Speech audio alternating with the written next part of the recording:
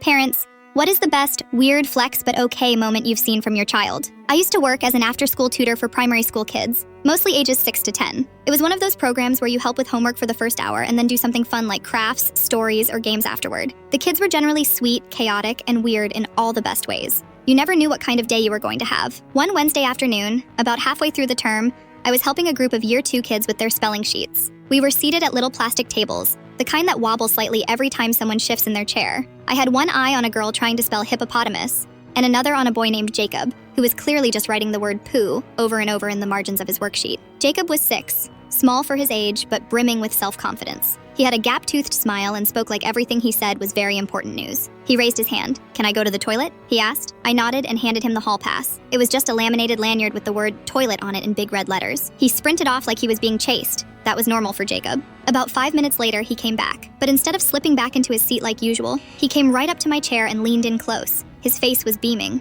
"I did the biggest poo in the world," he said, almost whispering, like it was top secret but also too amazing not to share. I blinked. "Okay," he nodded seriously. "Like, huge," I nodded back. "That's great, Jacob. It's almost art time, yeah? Go ahead and finish your spelling." He didn't move. "I didn't flush it," he said, eyes gleaming now. "You can come see it." My brain stuttered a bit.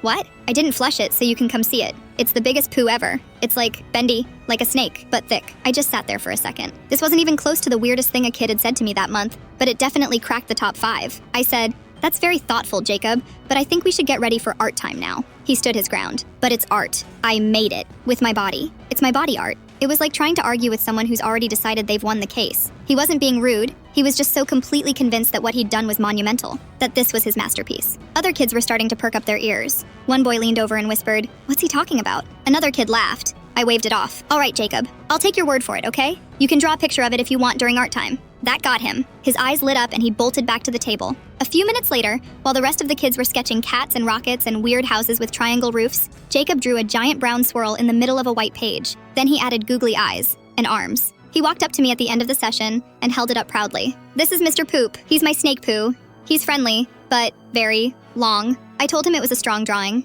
and he nodded like that was the only correct response. I still think about it sometimes. The pure, unfiltered confidence. The belief that his bowel movement wasn't just impressive. It was share-worthy, educational, and above all, artistic. The way he didn't hesitate to pitch it like a kid who knew he had something special. Kids are weird. Beautifully, wildly weird. That was almost 6 years ago. Jacob would be in high school now. I wonder if he remembers that day, or if he moved on to weirder flexes. But for me, it's burned in memory. Biggest poo in the world. Didn't flush it. Called it art. Drew a portrait. Named it Mr. Poop. Weird flex, but honestly, respect.